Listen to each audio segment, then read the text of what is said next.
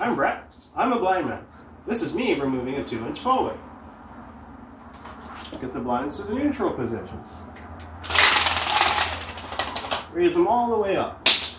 There's different types of balances. Sometimes they'll pop out from the bottom. Other times you can just press them towards the top and they'll snap out. Sometimes you need to get your finger in behind and just release the pressure there depending on the type. At this point, you come up to the bracket, you press it up right here, and you raise it. Pull the blind slightly forward and down, making sure it clears it. Place it in your hand. Wrap the cord around, pulling in the extra tension. And then you just tuck the cord in nicely through the slats, leaving a little extra. And if there's a cord control for the tilt, you do the same thing. If it's a wand, you can just tuck it underneath. Before you drop it off to us, please leave the balances and the clips at your house so they don't get lost or damaged. And that's how